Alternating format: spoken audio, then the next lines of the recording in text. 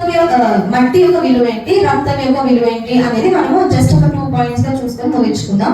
మొదటిగా మట్టికి చాలా అర్థాలు ఉన్నాయి, అంటే బైబిల్ వర్సెస్ ప్రకారము. ఫస్ట్ థింగ్ ఏంటంటే అబెండెన్స్, తెలుగులో సమృద్ధి. ఓకేనా, సమృద్ధి. సో సమృద్ధి, మట్టి సమృద్ధికి ఒక సింబల్ అయి ఉంటది. బట్ దాన్ని చూసినట్టయితే ఆదికాండము 22వ అధ్యాయము, ఆదికాండము 22వ అధ్యాయము 17వ వచనం. దయచేసి చదివించు. నేను నిన్ను ఆశీర్వదించి ఆకాశ నక్షత్రముల వలెను సముద్ర తీరమందలి ఇసుక వలెను నీ సంతానమును నిక్షేముగా విస్తరింపచేసేదను. మరి ఇక్కడ చూసినట్లయితే ఒక కొలతగా చెప్తున్నారు. ఏంటంటే ఆకాశం అంతా, సముద్రం యొక్క ఇసుక అంతా, అంటే ఏంటంటే ఒక సమృద్ధి, అంటే అంత గొప్పగా దేవుడిని ఆశీర్వదిస్తాడు అని ఈ యొక్క వాక్యం అర్థం. కానీ ఇందులో ఆ యొక్క సముద్రం అందరి ఇసుక ఏదైతే ఉందో అది ఒక విస్తారంగా ఒక సింబల్ మనకి కనిపిస్తుంది. అంటే విస్తారమైనట్టు మట్టి అనేది ఒక విస్తారం, అంటే అంత ఎక్కువ అబెండెంట్ అని ఈ యొక్క వాక్యంలో తెలుస్తుంది. సెకండ్ ఏంటంటే యోబు గ్రంథము 6వ అధ్యాయము 3వ వచనం. అలాగున చేసిన ఎడల నా విపత్తు సముద్రములో ఇసుక కన్నా బరువుగా కనబడును. రెండోదిగా ఏమని కనిపిస్తుంది అంటే ఇసుక బరువైనది అని. రెండోది ఏంటంటే బరువైనది. మూడోదిగా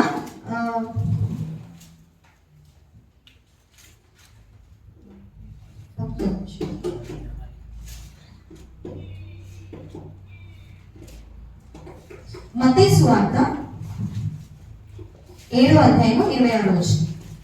7:26.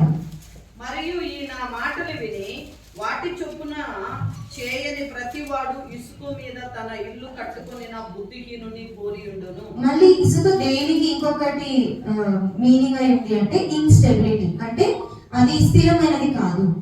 సో ఇటువంటి మట్టి ఇంకా చాలా మీనింగ్స్ ఉన్నాయి. సో మనం ఈ 3 ప్రాముఖ్యంగా తీసుకుంటే, ఒకటి సమృద్ధి, రెండోదిగా ఏంటంటే చాలా బరువైనది, మూడోది ఏంటంటే స్థిరం లేనిది. సో ఇటువంటి మట్టిలో దేవుడు మనల్ని ఏ విధంగా చేశాడంటే ఒక రూపంగా మనల్ని నిర్మించాడు. అంటే దీన్ని బట్టి మనము ఇంకొక, అంటే దీనికి చాలా మీనింగ్స్ ఉంటాయి, ఒక్కొక్కరికి ఒక్కొక్కలా అర్థం అవుతుంది.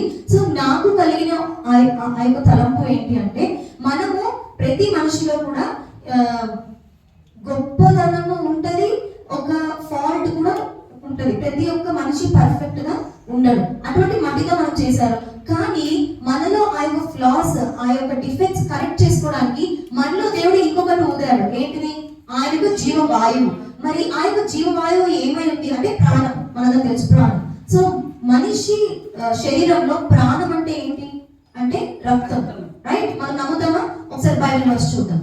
లేవియాకాండము 17వ అధ్యాయము 11వ వచనం.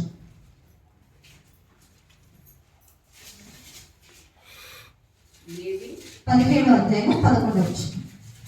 రక్తము దేవునకు ప్రాణము. హల్లెలూయా.